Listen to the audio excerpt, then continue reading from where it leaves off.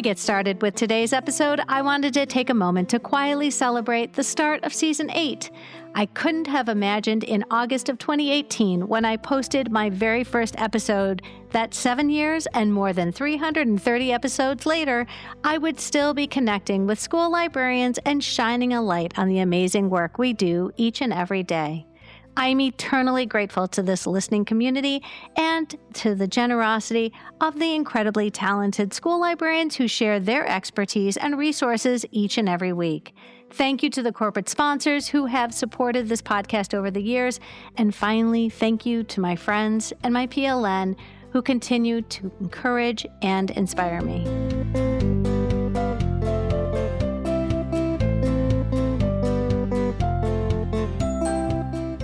Hi friends, welcome to Season 8, Episode 333 of School Librarians United. I'm your host, Amy Herman. This podcast is dedicated to the issues and challenges school librarians face every day. As a school librarian starting my 19th year, I knew I wanted a podcast which addressed the nuts and bolts of running a successful library program. I don't claim to have the answers, but I hope that this is a platform to share resources and exchange ideas.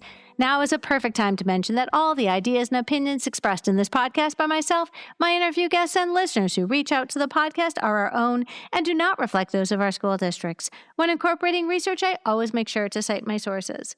So whether you are a novice or a veteran school librarian, this podcast has something for you. I welcome you and all listeners to reach out with your feedback and episode suggestions. You can reach me on Facebook, on X, formerly known as Twitter. My handle is at @LMS_United.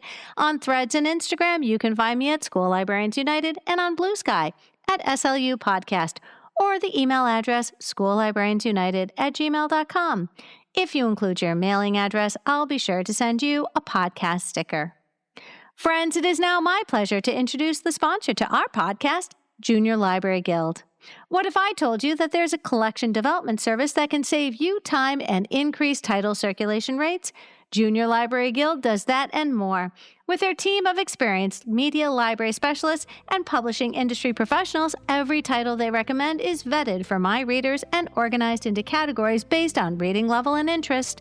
Ultimately, Junior Library Guild helps my students foster a love of reading. Use the code UNITED15 to receive 15 free books in your first shipment. And now for today's episode, Soft Censorship, and my conversation with Tara Cooper.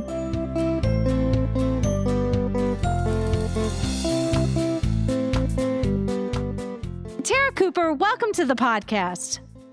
Thank you for having me.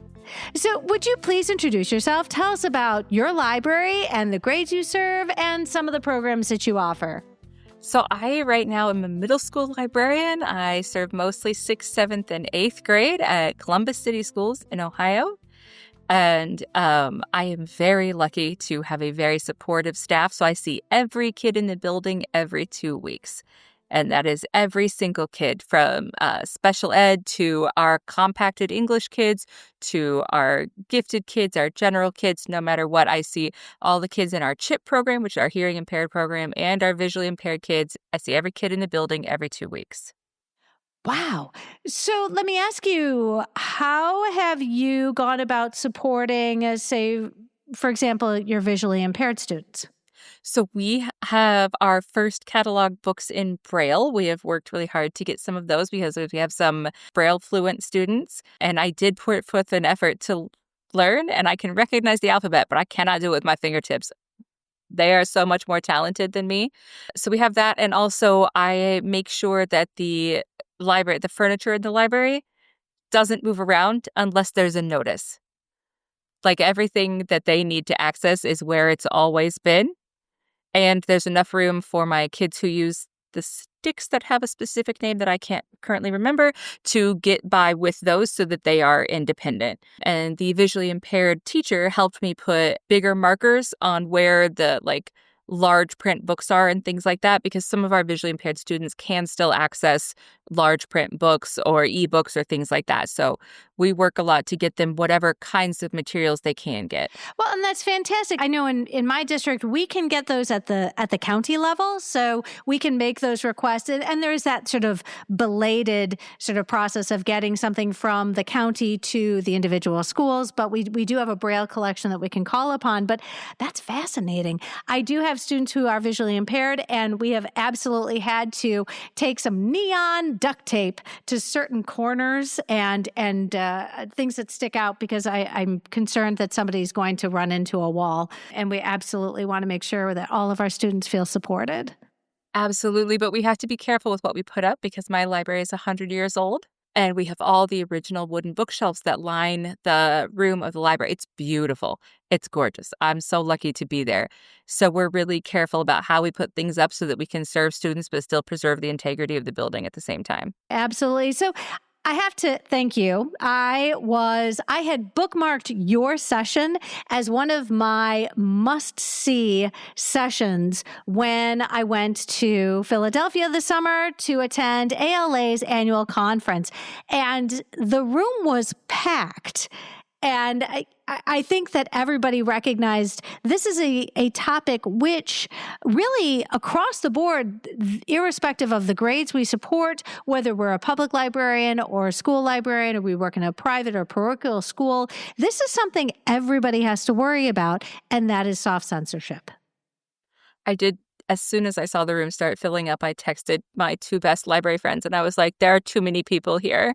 They're going to be disappointed. But then it seemed to go really well. But yeah, the room was packed. I wasn't expecting that big of a room or that many people. And I've had a lot of people reach out since then, a couple who want me to come and help them rewrite their reconsideration policies and things like that and just general questions. So it's been really great. I'm probably going to be doing the same in Chicago next year. Excellent. Excellent. Well, and I think you should because, lean into your expertise and go deep rather than go broad, making sure that if you have a thing that you are known for, people will seek you out and say, hey, you gave this amazing session. It sounds like you got firsthand experience. We're going to hear about that today. I appreciate you sharing your expertise because while the room was packed, the majority of people tuning in and listening to the podcast each week, just a very few number of them, I connected with when we were in Philadelphia. And I know that for so many people going to a national conference, really, while it would be lovely, is really just not in the picture right now, whether it's because of opportunity or cost, or for our friends who live and work outside the United States. Well, and also there were so many excellent sessions to go to during that time slot. Like, there were a couple of them that I had to get the slides myself later. I am so grateful to presenters like yourself who recognize that there are a great number of people who go to the conference and unfortunately will not also be able to be physically in your session in person, but you've shared your notes. And friends, you can find them in our show notes, obviously. And it really does, the message is, even if you can't make your session, Tara, the expertise is still being shared out with our community. Yeah, I always share my slides when it comes to something like that. Well, but some people are, a little proprietary about them. It was your vision that made this session happen. And so many of us can relate to this topic. We just need some guidance, which is why I'm so grateful you're here today. Can I ask you, was there something in particular that motivated you to submit this topic for the committee's consideration?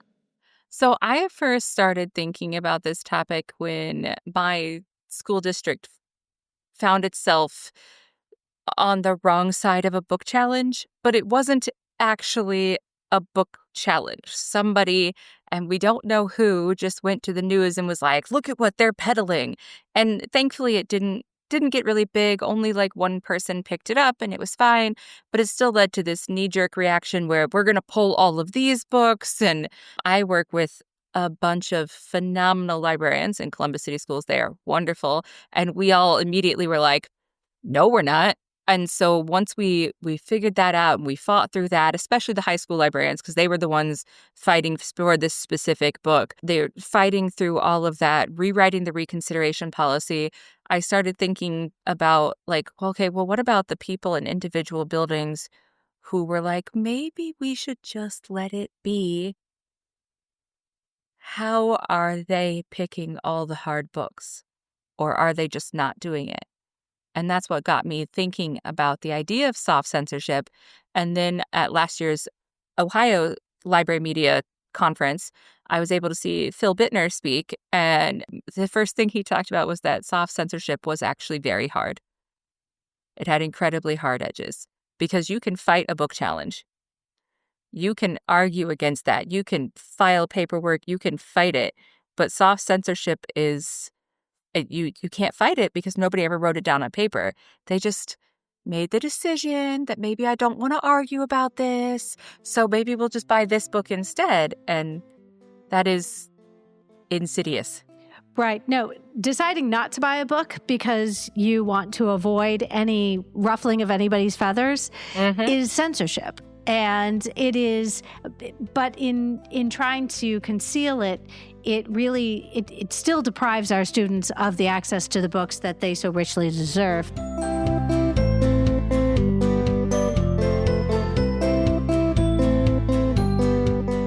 Let's begin with the external pressures. You've started to allude to them. The external pressures on school librarians and librarians in general that lead to self-censorship. And this can really impact us in many different ways, depending on where we are professionally. But let's go ahead and talk about some of those external pressures. Well, so the first time I did the first iteration of this was actually at my little Ohio conference, which was awesome because I got a lot of excellent feedback. And I had a couple of people who came up to me afterwards and they were like, well, what would you do if your board and your admin refuse to write a reconsideration policy because they don't want you to have that backup? And I was like, oh, what? And then I realized how privileged I was to teach in a district that did not do that, and how privileged I was otherwise, because my first reaction was I would not teach there. But somebody has to, right? We want those people who care to teach there and to still be there for those kids and to get everything that they can, like book-wise, to get all the information to the kids that they possibly can. But if you have an admin and a board that's specifically like, no, we're not going to approve this document because we want to be able to just come in and take a book off the shelf no matter what. Like, that had to be the hardest one for me because I still don't have an answer for them. And I wish I did. But the only thing I have is you got to make that public knowledge. You got to try to get as many people on your side as possible. But even then, like, that would probably just lead to them losing their jobs. Well, and friends, that's one of the reasons why I did come directly to spoke to Tara after she gave her presentation. I actually emailed you ahead of time and said, hey, if we don't end up connecting, please know you always have an invitation to be on the show, because I was concerned that something might come up, and I tend to get pulled in different directions. And, you know, national conferences are enormous. And like you said, there were so many things going on. And you're covering something like a quarter mile. The buildings stretch out like a third of a mile in distance. And, you know, I can get a little distracted sometimes, but I absolutely was sitting in on your session. And again, I was one of the lucky ones. So, you know, when you talk about, you know, our administration, you know, what it really does also to us, we're, you know, talk about, you know, some of those internal pressures, because I mean, forgive me, you've got an external factor like your administration leaning on you, but at your core, it's like none of us can afford to lose our jobs. Well, and then, you know, they have admin and some of the state and legislative issues that have been going on, but internally, for me, the biggest thing for me is I don't want anybody to be able to look through my collection and be able to say 100%, this is how our librarian votes. Because my collection is for my kids, it is not for me. If my kids request biographies of people that I'm just like, I'm not a fan, I need to be able to find an unbiased, factual biography of those people for the children that requested them. And I actually had a parent complain that I had biographies on people who were too divisive. And they said that a library should be neutral. And I was like, a neutral library would be empty. My library should be balanced. And that is what I try to do, is I try to represent every kid in our fiction in every way possible. I want them to be able to look at the covers of books and see themselves as the hero or as the villain if they want to, like whatever makes them happy. I want them to have nonfiction books that will give them information and help them learn to think critically and then come to their own conclusions. And it is not my place to be like, this is the right conclusion that you should be coming to. I just hope that if I help them get all those critical thinking skills, that they eventually will do that. But I feel like a lot of people are internally pressured to, and like their internal pressures lead to only creating collections that they personally agree with every single sentence of, or only creating collections that their community agrees with every single sentence of. And that's impossible. The word that comes to mind is safe. I just want a safe collection. And it's like, yeah. Oh, no. And I mean, we go back to that phrase, and I'm going to misquote it, every good library has something to offend someone. Yes, exactly. So, yes, I remember, and I started my career as an elementary librarian, and I'll try, thankfully, the year I started as an elementary school librarian was the same year that Diary of a Wimpy Kid came out. And so I can date myself. Yes, I can date myself by which, it was the Red book. And when that one came out, that was my first year in the elementary school. I remember there being so much pushback on graphic novels and, teachers coming in saying, hey, listen, all of my kids have to check out a real book, an actual book. And I was like, again, realizing that many of us who've been doing this for a long time, there are very strong opinions about books and the value that we perceive them to bring to our readers. Graphic novels are books. Audiobooks are books. Diary of a Wimpy Kid is a book, even if it's illustrated. It doesn't matter.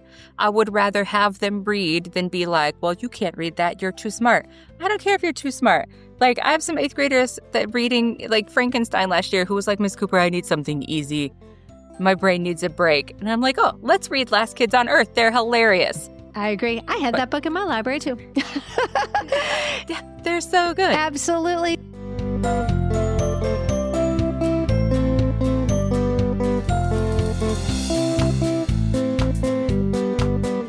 A lot of times it is for a lack of, maybe the librarians don't have confidence in themselves. I know when I was brand new, I questioned everything I did, and it was that lack of confidence jeopardizing our jobs. But I'll be honest, for me, it was self-preservation, because I'd worked so hard to get this first job. The last thing I wanted to do was for somebody to realize that maybe I was not the right person for the space because of the choices I was making. And that lack of confidence is something that, like, we've had a couple of new librarians hired, and they I thankfully have reached out to those of us with a little bit more like experience teaching or in libraries and been like, well, what do you think about this? And what do you think about that? And I'm like, I will answer that question every time. But the first thing that I can say is, if you have a book that you think is borderline and that you think someone might challenge, then you need to have read it, all of it, and you need to have your backup, because that backup from other people, the professional reviews, is what will give you that confidence. Now, there is that huge bit of like the worry of jeopardizing your job, and especially in communities that are hardcore book banning right now. That is a fine line to walk. I recognize that I currently am not in that situation. And that there are communities that are significantly more like, and I would say like, you have to follow your policy, but within the grounds of your school district's policy, get as much information on the shelves as possible. Get as much diversity on the shelves as possible. Get as many new, awesome books with new, interesting ideas as you possibly can. Well, and this is why I'm so glad you're here, because really what we all need to be able to do our jobs and feel confident that we are going to have that kind of backup is a reconsideration policy that is well written, and which is why I'm so glad you're here. I do want to make sure, just for anybody who's new to the conversation about soft censorship can include not just pulling materials from your collection, just sort of quietly removing things and putting them someplace where they can't be accessed easily. But it also involves not buying them in the first place. To somebody who's new to the profession, if I don't buy something, that just means I'm using that money to buy something else. But if you're not buying it because you are concerned that somebody in your community might decide that you are a danger to your students in the collection that you're building, now we get a problem. Absolutely. And it is very difficult when you trust professionals to make the decision and buy the books. And I feel like when you're engaging in soft censorship, just because I don't want to argue about that, I feel like you are doing a disservice to, people are doing a disservice to their profession. They're doing a disservice to all the training that we've had and our, duty to get books and information to kids. And I know people are like, well, they could get it from the public library. Look, I am absolutely privileged to live within the city of Columbus and our 8 million Columbus Metropolitan Library locations. That is wonderful. But just because my kids have the ability to walk to it doesn't mean that they can. They're taking care of younger siblings. They're working paper routes and stuff like that to try to help bring in money. They're maybe they're grounded and they're like, no, you can't go to the library. You keep losing books. Or maybe they just don't feel safe walking the 2 miles to their local library branch or 3 miles. Just walking that far to it or getting on the bus to go there. People well, within Columbus. And I'm yeah, but some of my kids are 11. And I understand that some of them are incredibly mature and probably could make it with no problems. But what if there is a problem? Exactly. Your session did a fantastic job of providing the audience with the steps we can take to defend our collections from those who would seek to remove them. Let's begin, first of all, with the absolutely vital importance of having a reconsideration policy. Absolutely. You have to have a reconsideration policy for your materials because that is your legal and professional leg to stand on when someone comes and tries to when someone sends your principal a cranky email, because they almost always go to your admin first. They never come to you first. Because they don't want to argue about it. They just want to get you in trouble. Sorry, that sounded mean. But they almost always go to admin first. That did the whole chain of command backwards. I have an email. I have the emails. What are we doing? Yeah, if you have an issue with a book, don't you think you should talk to the person who bought it first? Absolutely.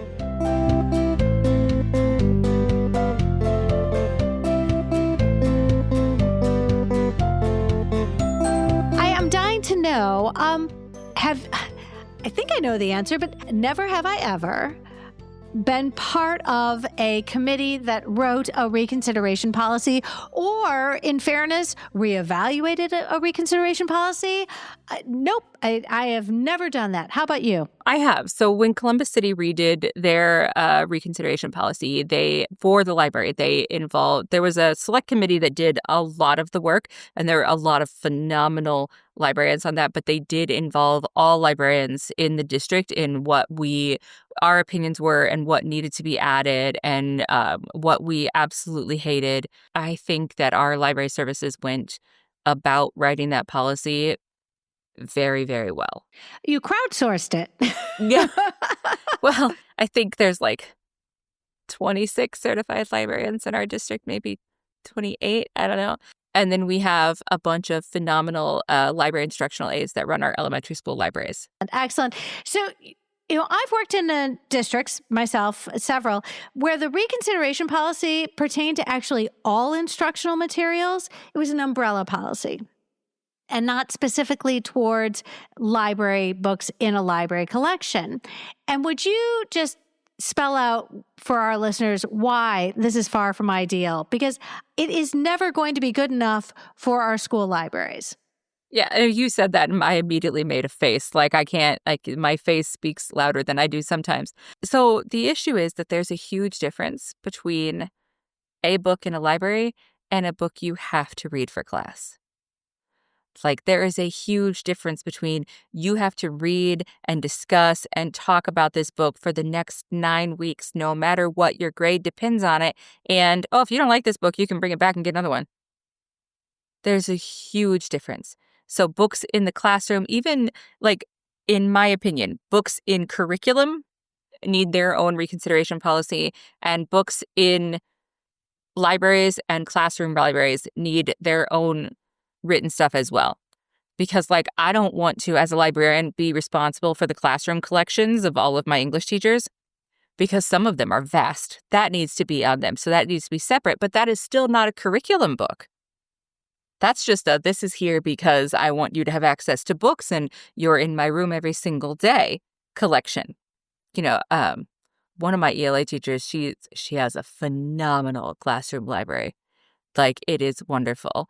And if I don't have book 2 in a series, no matter who the kid is, 6th grade, 7th grade, 8th grade, doesn't matter, I will call her and be like, hey, Patty, do you have book 2 of this? And if she says yes, she's almost always willing to lend it out, even if it's a kid she's never seen before. You work with great people. I mean, that's fantastic. Yeah, I do. How nice for you. I absolutely do. But the thing about an umbrella policy is umbrella policies tend to go to the most, like they'll only cover the books that are used for curriculum, and they will be stricter because of that. And so that leaves the library with less room to get the incredible breadth of material that they need to get. Because, like, if you have some kind of religious issue with Dracula, which we've had that issue, it is like, okay, then the classroom teacher can give you this other book and we can still do that. It's fine, whatever. But like, if you check Dracula out from the library and you decide this isn't yours, you would just bring it back. And I'll be like, okay, if you want something else, like, what is it about Dracula you didn't like? And let's move on from there. Like, if you want something that's old-fashioned but doesn't have vampires in it, have you read Little Women? I have that too. Let's go. It'll be fine.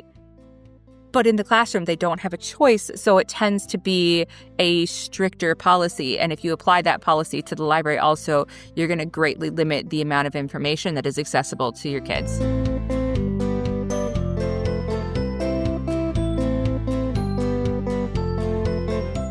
You provided us with a quote, my favorite things in a reconsideration policy. And ever since then, I've got the Sound of Music spinning in my head with these are a few of my favorite things. So that is one of my favorite musicals and my mother's, and I was definitely humming that to myself as I typed it out. I have walked into districts with something that was on paper, but it certainly didn't have the library in mind when they wrote it. In the category of things I would like to work on, moving towards, to rectify, to somehow improve in our current policy, I would like to see if we could rewrite it and have a seat at the table to be able to start to put into place something that would be more advantageous to secure a policy that would have us in mind, the library and the patrons who come and check those books out and the collection that I'm going to build. And once you have that policy in place, make sure that every 3 to 5 years you have the board recertify it, because otherwise they can say that it's too old and doesn't hold water anymore. I didn't know they could do that. I thought once they approved something, That's one of the issues we had, is that we had it on, but it was on paper from 10 years ago, and apparently we have to have it re-voted on, recertified by the board, whatever, every 3 years. So make sure you know what the rules for your state and your county are. Forgive me, but is your policy a Columbus schools policy, or is it a Columbus county policy? It is a Columbus City schools policy. It does not apply to every school in Franklin County because Columbus City does not have jurisdiction over every school in Franklin County. So it is a Columbus City schools policy. However, being the largest school district in the state of Ohio, I know that a lot of other districts in Ohio have reached out once ours got board certified, and we're like, hey, can we just borrow this? Yeah, copy and paste it. Have a good time. And why not? I mean, the work has been done. And especially when librarians are the ones who are crafting it and making sure the wording is best suited to support your collection and the role that you have in protecting it. Yeah, and of course, there were lawyers involved, too, that changed the wording of some things, but we still got a seat at the table, which was very awesome. That's right. And if you don't have a seat at the table, bring a folding chair and absolutely Bake it. Invite yourself. Invite yourself. So let's go through the must-haves, your favorite things that come with the reconsideration policy that you oversaw. So the first one is that only stakeholders in the district can challenge a book. That would mean taxpayers or family members who have their kids in that district. So for Columbus City Schools, that means students, teachers, direct family members of the student, and administration. We discussed long and hard about just including taxpayers, but unfortunately, there are nationwide groups who, as soon as they know that they're allowed to, like, they'll find just one person who lives in our district and in their name, batch challenge 5,000 books. And that is, first of all, intellectually and morally dishonest. And second of all, does no good for anyone. Now, there are some other things in our policy that stop that from happening. Like, we are always willing to listen to a person if they have a concern or want to see. I'm always willing to listen to community concerns, but they decided to limit the people who do an official challenge of a book so that we were not inundated with these. We're challenging this book in every school district in the state of Ohio, because that's just nonsense. I do like your next requirement, and this is that the person bringing forth the challenge has to have read the book in question. Yeah. and while that makes complete sense to me, is there any way that you can be sure that has actually happened? I would say that normally within 2 minutes of starting to question them about why they challenged the book, the fact that they didn't read the book is very, very, very obvious. Early on in my teaching career, I was teaching high school English. We were doing the Scarlet Letter. And I had a parent freak out because in direct quotes, "This book is just basically porn. I can't believe you're reading that with the kids."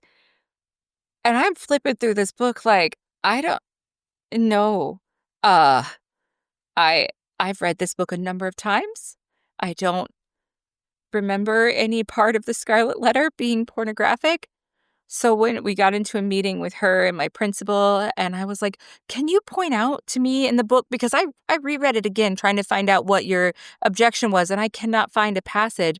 And she looked me dead in my face and said, "Well, I've never read the book, but I saw that movie with Demi Moore, and they're definitely the same thing." And I loved this slide in your presentation because you show the slide and it's Yeah. oh, because it makes complete sense once you look at the cover. That was not my best professional moment, because I looked at my principal and said, "Can I go?" And he was like, "Yeah, you should go." Because I was so flabbergasted. Mm-hmm. Yeah, that's a good old fashioned word to use. And I don't think I could have been nice to her for the next 10 minutes. However, I will say that because of this challenge, I was teaching senior English, so all of my 17, 18-year-old boys read the book cover to cover to see if they could find the porn that was in it. So good for her. Thank you very much. That made my job easier. Well, and again, anytime, and this has worked for me with my banned book display, that as long as the students know somebody finds these books objectionable, the students who can check those out are going to make sure they're like, "Why?" I said, "Well, you can Google it, first of all, or you can just read it and find out for yourself." And that has been one of the most unintended but wonderful consequences of this hyper scrutiny of the literature that is on our shelves, is as soon as somebody says that is pornographic, all of a sudden my students are going to say, "Okay, I'll check that book out. Yeah, I'd like to figure it out."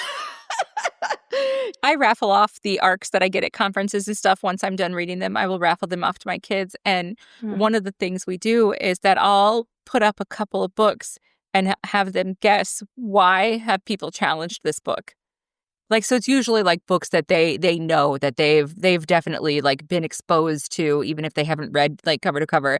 And we'll just do this short, I'll give them 5 different pairs of books, and they have to pick which book was challenged and why.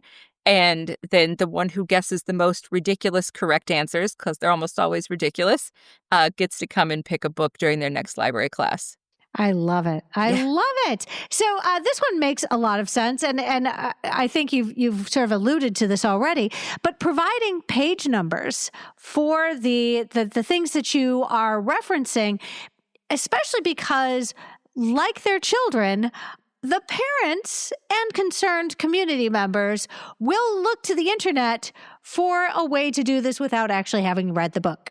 Yeah. Also, if you get your reference page numbers and offensive passages from ChatGPT, they will almost always be incorrect. Just like if you ask it to provide you a source for this material, it'll just make something up.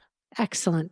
So yes, provide page numbers, because those two must read the book and must provide page numbers for what you find offensive. Stop almost all book challenges before they continue. People want to be angry, but they're lazy. I do know that there are some resources that are being shared, by these armchair activists who simply push out a PDF that's got all the things that you could find objectionable without actually ever having to read the book.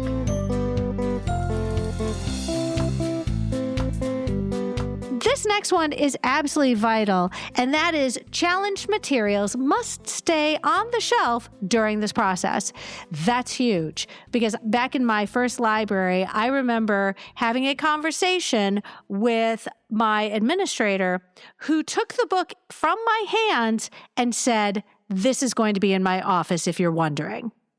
Oh. And yeah, and so I had been in the library for less than a year. Oh. And it was a really hard day. I didn't know what to do. So this was hard fought for, especially by our high school librarians, because the book that had been complained about, because it was an official challenge, the one that had been complained about was in the high school libraries. And the knee-jerk reaction from district administration was to just pull the book.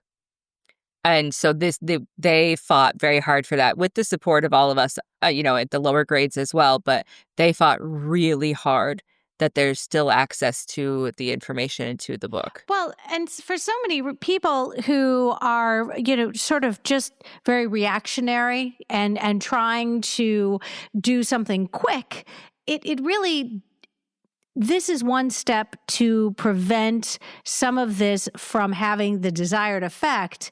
And all of a sudden, you create a process that takes time. And all of a sudden, these sort of people raised on microwave generation, I want instant gratification. It's not going to happen. And there's a process involved. And buckle up, because you're not going to get that gratification at the end of this meeting. I'm just telling you right now. Oh, by the way, friends, the book that was pulled and taken by my administrator and taken out of my collection because it was going to go live in their office was Lane Smith's It's a Book. And it was a picture book and a conversation between a donkey and a gorilla. And it was lovely. And it's all about technology and how reading books is lovely. It's a picture book, and it's called It's a Book. And the offending word in there was jackass. And because the donkey and the gorilla said, "It's a book, jackass." And there you go. And the offending material went onto a shelf in my principal's office, never to be seen from again. Another big reason to have the material must stay on the shelf is because what if you have more than one copy of that book? What if it's already checked out? What if you have the one copy that someone saw and they complained about, but the other one's already checked out? What, do I need to go to this 13-year-old's house and be like, "Hey, you have to give this back"? Have you ever asked an 11-year-old for something back before they were ready to give it to you? I'd never see that book again. And then am I liable for them having it? Excellent point. Excellent point. I will say, though, that some districts who also have this in their reconsideration policy, their admin try to get around it by coming in and checking out the book themselves. And then it's just, well, I checked it out so that I could read it. And that is shady. You should not let them get away with it. You know what? Again, we are having this conversation because these are issues that have come up in people's spaces, and we're trying to provide the necessary means by which we can take very methodical steps towards correcting a process which so many people have violated because there hasn't been a process in place to follow. All right. Lastly, a challenge cannot bypass official challenges. Meaning, again, somebody comes and decides they're just going to remove the offending material from the collection, and it just disappears. And we had this issue. I'm going to tell you right now, my copy of Mein Kampf lived on our shelf for 30 years. It was purchased more than 30 years ago by my predecessor twice over. And I went to go look for it, and it's gone. It was never checked out. And I don't know if it was, we'll use the air quotes, borrowed, or if a student sort of decided that they were going to leave with it in their bag, or if somebody higher up decided that we shouldn't have a copy of Mein Kampf in our library. But in my OPAC, it says lost next to our copy. And please know it was not the librarian who pulled it off the shelf. So the issue that we were having is some people really disagreed with the idea that the books must stay on the shelf. So there was some admin in the district who, if a parent, emailed the principal and was like, this is awful, they would go in and take it, not to look at it, but just so that it wasn't there anymore. Having it that challenges cannot bypass the official channels means that if an administrator does this, we can file a union grievance. And they don't want that to happen. They're very, they don't want their name on that paper. Right. And friends, it always warms my heart when I'm lucky enough to speak to somebody who also works in a union, because outside of the 2 years I taught in the Catholic school of my career that started in public education in 1992, I have always been a public school educator who paid union dues, and I'm very grateful for it.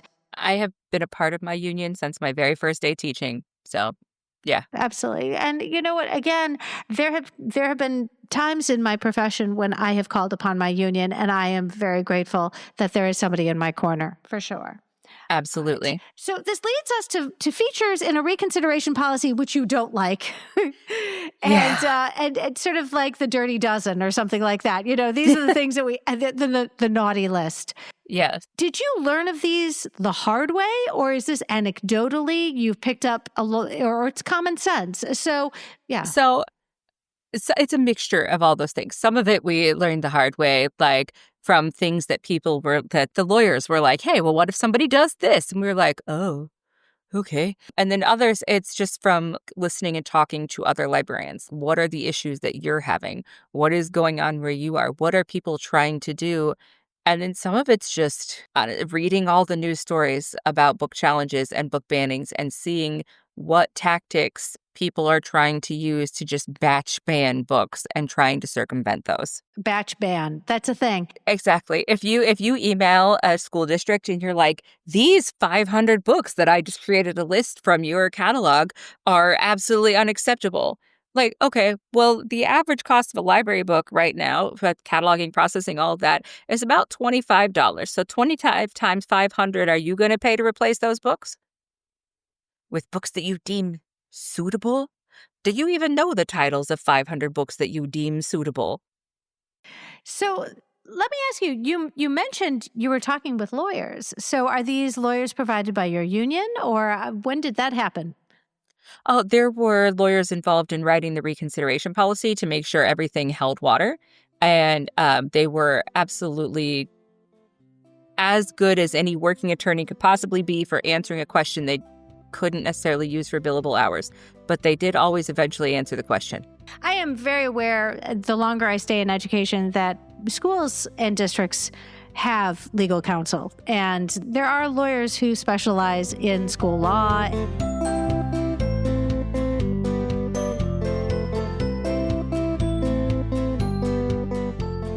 Let's go ahead and knock out some of these, which these do seem like common sense. But I think for the purposes of our listeners, and especially because you could just feel the energy in the room during your presentation because you had everybody on the edge of their seats going, I want to learn. I want to do better. And when you say these are no-nos, these are things that do not belong in a reconsideration policy, let's talk about examples of vague or subjective language. Vague and subjective language is the worst part. And the worst two of these are the words obscene and age appropriate. Because what does that mean? Like somebody, if I say, what does obscene mean? It's like, well, I know it when I see it. Okay, but obscene is different for every single human being. Like, I have a student right now, she's going into the 8th grade, who is not allowed to check out any books that discuss or have as major themes any Christian holidays. And she knows that. Those are the rules from her parents. She is not allowed to check out those books. So she doesn't. She doesn't ask me to police that. That is just, but it is entirely possible that those books could be classified as obscene by her parents. But I wouldn't buy anything that I classified as obscene. There are people who have objected to and challenged Anne Frank on the basis that it is obscene. Like, the word means nothing if you don't put a definition with it. What is the definition of obscene? Make sure that it's watertight. Like, if you shouldn't buy obscene materials. Well, I agree we shouldn't buy obscene materials, but what does obscene mean to you? Because it'll probably mean something different to me. And then you have people deciding what is age appropriate who haven't talked to kids, my kids' age, in like their kids are in their 40s. So they haven't talked to an 11-year-old in 29 years. You know, I spend my whole day with 11, 12, and 13-year-olds, and I adore them. I didn't think I was going to love middle school, but I absolutely do. They're my favorite people. They're so insane, but they're my favorite people. And what is age appropriate for some of them is not age appropriate for others. You know, within the last school year, I had 11-year-olds who started 6th grade still believing in Santa, and a 14-year-old 8th grader who very quietly and sheepishly asked me what the beginning signs of pregnancy are. Age appropriate for those two kids is going to be wildly different. So if you use words like that, they need to have a definition. Just like obscene, age appropriate, or people like to put pornographic in there. Well, please explain what you mean by pornographic, because there is a federal definition of pornographic when it as it applies to books and literature and art, and that almost never includes anything these people want to challenge, and so they don't like it and they don't want to go by that definition. Well, you didn't offer your own, so we're going to go by the one the Supreme Court decided on.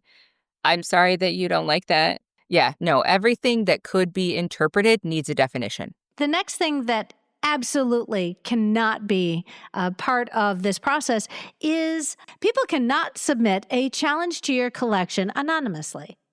Yeah, especially because our collection says that you must be a stakeholder, and we have a definition of what a stakeholder is. So if you're anonymous, we can't tell. Now, there is a way that you can do the first one, and the very first person who sees it can redact your name as soon as they've verified that. And I'm not a huge fan of that either. If you are going to challenge a book, say it with your whole chest.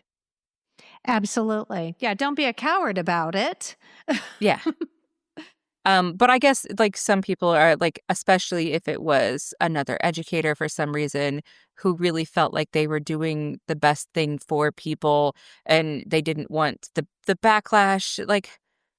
I can see why people want that in there, but I just think if putting your name on it is going to make you not do it, then don't do it. Mm-hmm. Absolutely. It's the same thing I tell the kids. If you would not say what you're saying in front of me, in front of your grandmother, then be quiet. So true.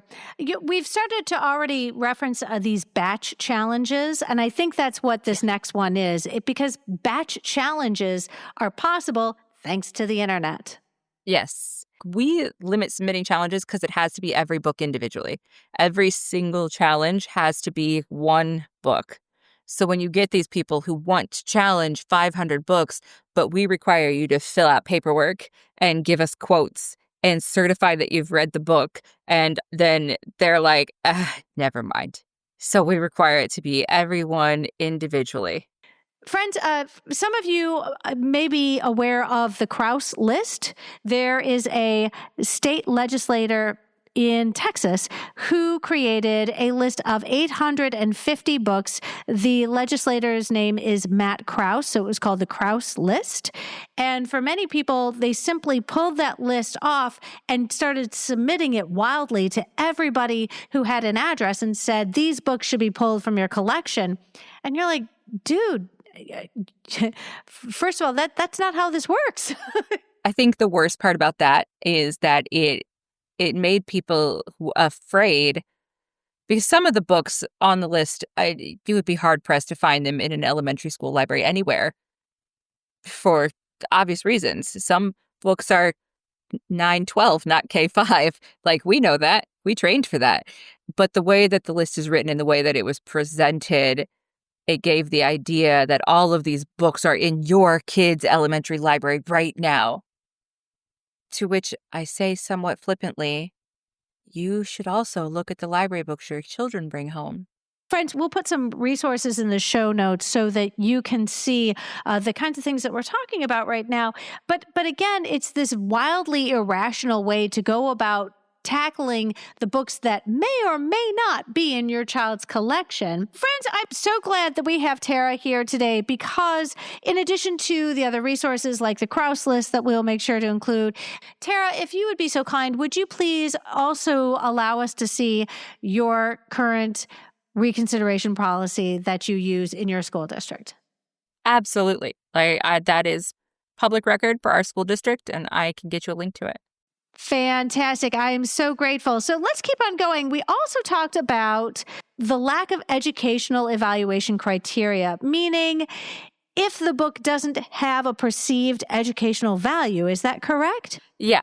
So people like to throw around like buzzwords when they're challenging a book, but no one likes to talk about what is the educational value of this book. Like, why are we reading this? Why did this book get bought opposed to the 50 other books on the same topic that probably came out this year? There are a lot of books published every year. So why was it this one? And it's usually because it has more educational value.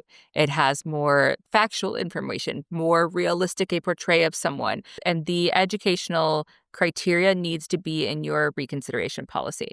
Like, does this book, compared to other books, have more value as a tool for education? Is that why it was bought? So that kind of thing. So does that mean to say that if a book doesn't have perceived educational value, therefore it should be considered likely to be pulled from the collection because it doesn't serve a purpose? I don't think so. So this is just one way to defend a book. If people are like, well, there are other books on this topic you could get. Yes, but educationally, this is the best one. This is the best one for my age range, for my reading level, for my maturity level. This is the best one educationally. I think every book has educational value, but a lot of people would disagree. But you still have to buy the fiction books. So when you're looking at a fiction book, most people would say they don't have much educational criteria, but they do, because the way that they represent people, the way they represent language, places, holidays, the way that they deal with stereotypes, and who gets to be the hero and who is the villain every single time, and how is evil defeated, because there's always some kind of evil that needs defeating. The way that those are covered is the educational value of that book. Because as we all know, the more someone reads, the more empathetic they become. And the more empathy a person has, the better, the more empathy more people have, the better world we live in.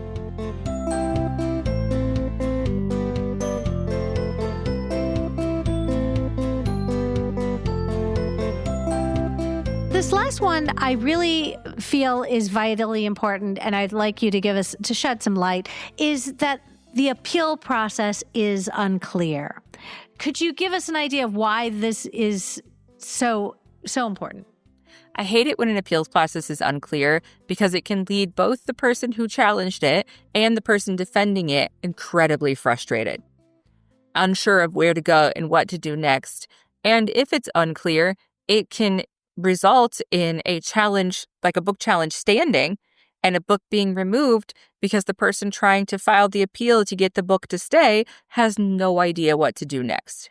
So sometimes they're unclear on purpose so that the school board can rule in one way and then just never think about it again. Well, you didn't file this form that you find on this old website under these 2 hyperlinks in triplicate in person in only fuchsia ink by the 2nd of November, even though this happened the 3rd of November. Like, that stuff is absolutely unnecessary. It's obstructionist. Absolutely. Oh, that's a good word. So deliberately intending to cause mayhem.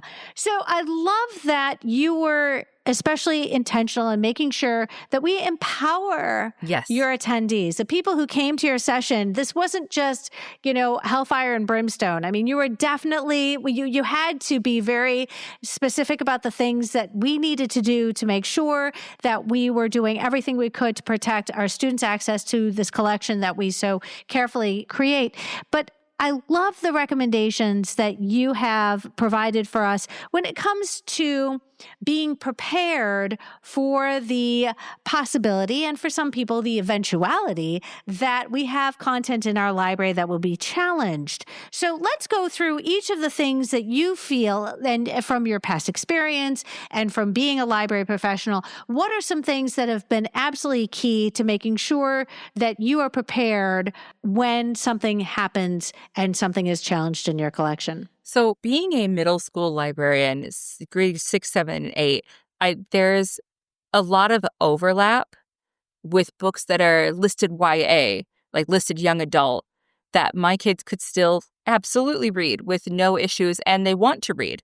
They love them. But there's a lot of people who look at them and be like, well, YA books have no place in a middle school library. So I have to be ready I talked to my admin. We had a deal, and thankfully she trusts me 100% to buy books. But you have to be prepared if someone else is like, well, why did my child come home with this?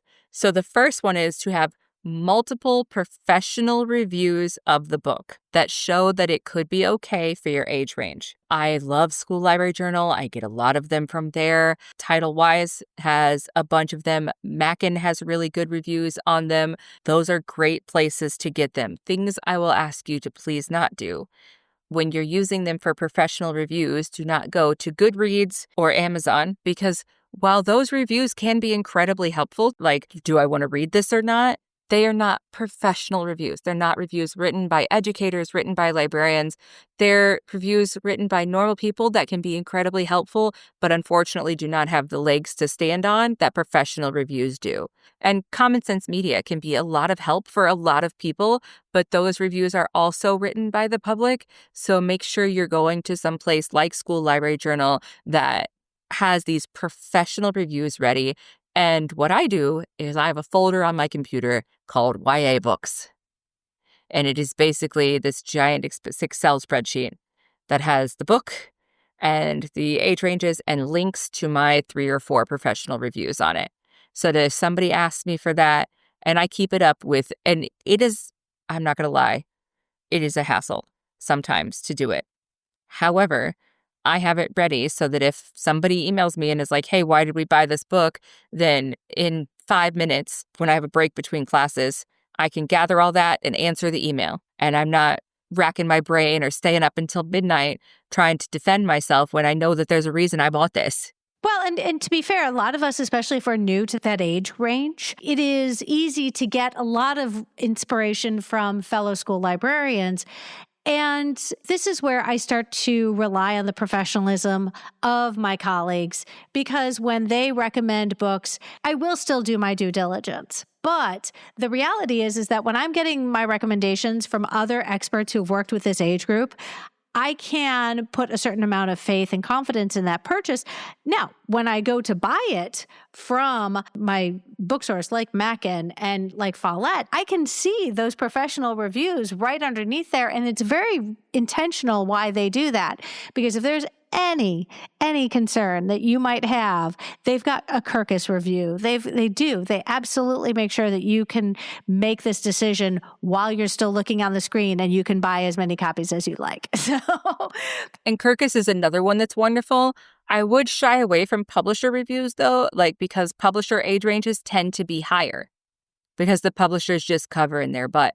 And also, I will tell you that if it's a book written by a female and has anyone under the age of 25, especially a female main character under the age of 25, they're going to slap that into YA, whether it belongs or not. So especially if you're in a high school library, be careful of your publisher reviews for YA, because publishers, I'm pretty sure, don't always read books. But that is the next thing. Read the book. Absolutely. Read the book. Can we go back talking about the criteria? You're right, because a lot of my colleagues will come to me with some of the books that I have, and they're like, have you read the book? And I'm like, oh, I absolutely have read the book. Now, when I say I've read the book, I have been listening to many of these books. When I buy them or when I'm considering buying them, I listen to them first. And, an audiobook, that's reading. Audiobooks are books. Books are books. Activates the same part of your brain. It certainly does. So having a clear criteria for choosing material ready, can you go into a little detail? So some of my criteria for choosing the books is, will this appeal to a range of my students? I am not buying a book for just one kid. I have 700-ish kids in the building.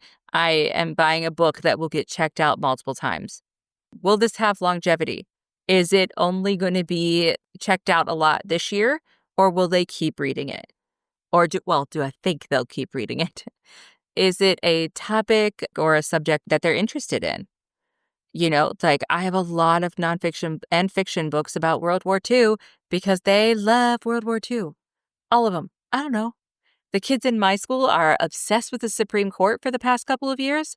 So I have so many books on the factual ways the Supreme Court works and biographies on sitting justices and all that, because they fly. Like, one of our 7th grade social studies teacher does a thing on it, and I guess it does it so well that in March, all these kids are going to come in and ask me for all of these books again. Well, and Tara, I love that you mentioned that sometimes teachers drive interest, because this is going to be very specific to our schools, because oftentimes we're picking things for our collection that connect directly to units of study, to teachers' interests, to, we had, I remember teaching elementary library, and we had a whole mealworm unit.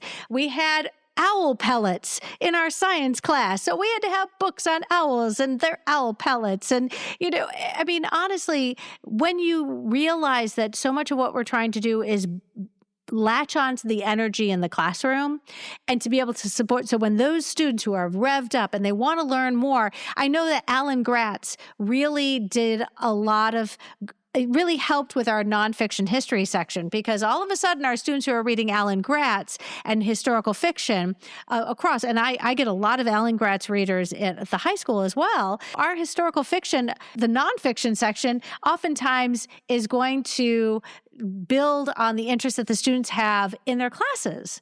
Yeah, I do this display around December every year that has one of those really popular Alan Gratz, Jennifer Nielsen historical fiction books.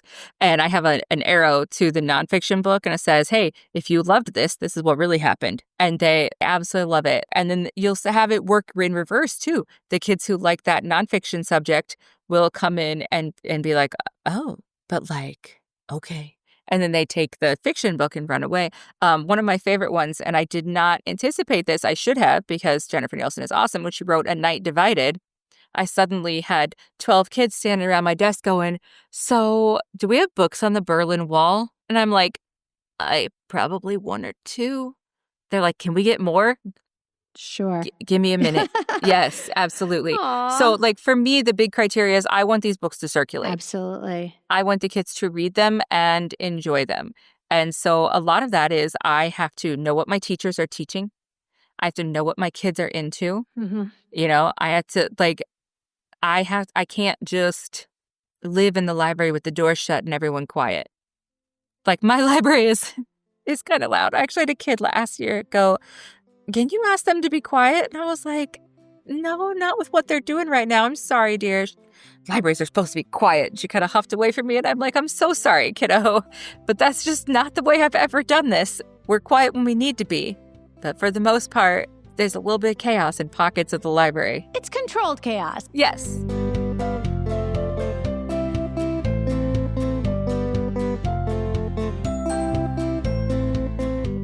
What can you share with us as listeners when it comes to having conversations with our administrators about books that are being challenged? I think the first thing is to remember that assume that your admin are coming from a place of good intentions. Like, they also want the best from the kids. I choose to believe this, even if it's naive. They want the best for the school. They want the best for the kids. So if you come in angry, then that sets the tone for the meeting. And I know that this is hard. It is hard to not be angry, but try to be calm and come in assuming that your admin also wants the best for kids. And to the best of your ability, either have these meetings over email, converse over email, because teacher emails are public record. At least they are in the state of Ohio. No. And it is, I know that my union steward has always emphasized the importance of having documentation. And emails come with time and date. And so it removes any sort of doubt. Yes. And even if it's a conversation, actually, my union steward has said, even if it's a conversation that you had in the hall, follow up with an email. Absolutely. That reiterates, it says, per our conversation, my understanding is that, and then state in the clearest of terms what you can accurately represent from the conversation that you had, and then send that to the administrator just for clarification to make sure I understand the meaning of the conversation that we just had. And always include, if I have misunderstood, please send me an email clarifying your position.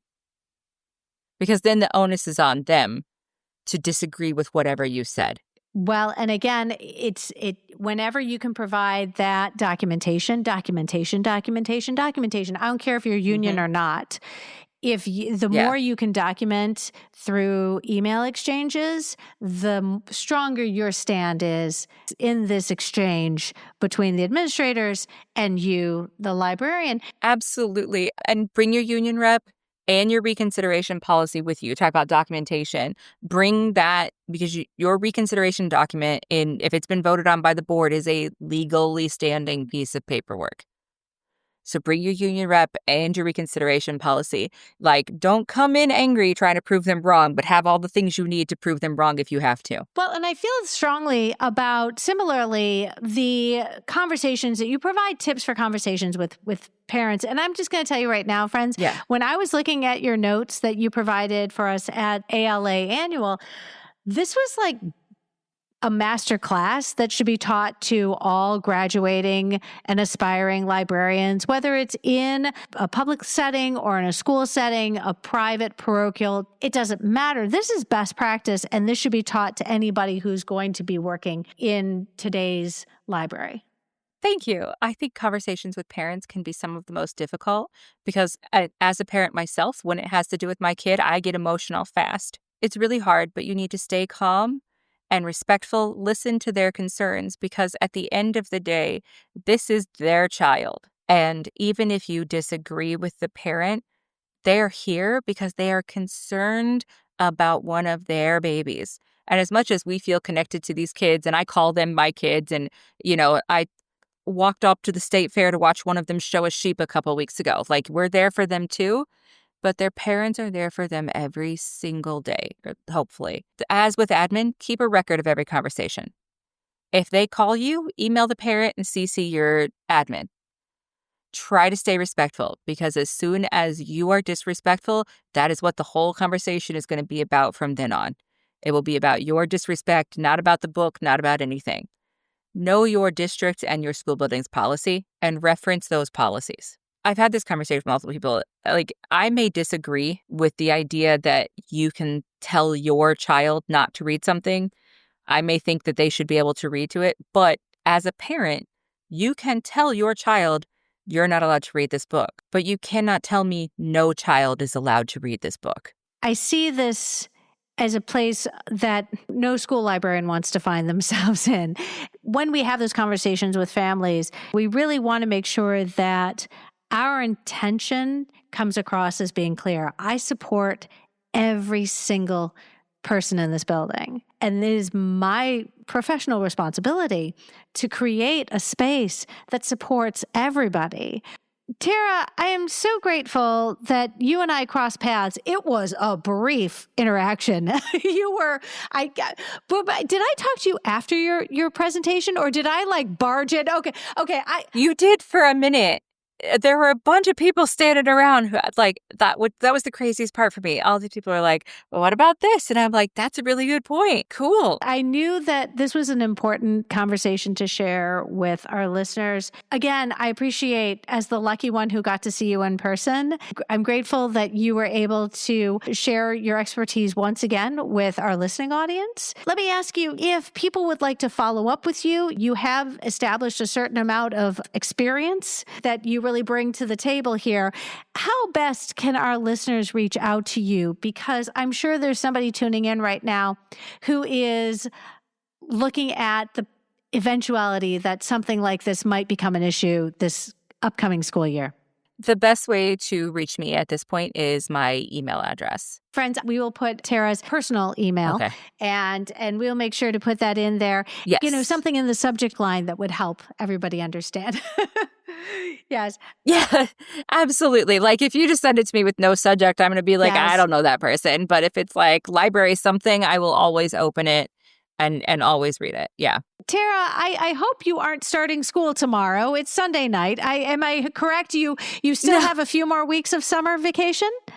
Columbus City starts back. The teachers start back August 18th. So I still have another week, and we're taking the kids to St. Louis. So fantastic. That is going to be amazing. We also, our teacher days start on August 18th. So thank you so much, Tara. I truly appreciate you, and I hope you have a fantastic school year.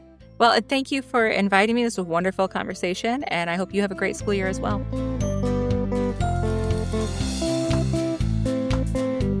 Friends, if you found this episode helpful, please share it out with your team, your PLN, and on social media. Be sure to follow on your favorite podcatcher so you'll never miss an episode. And if you really like listening today, consider leaving a review wherever you listen to podcasts. Reviews help others find us. If you're curious to know how often your state has been featured on the podcast, simply click on the link which can be found in our show notes.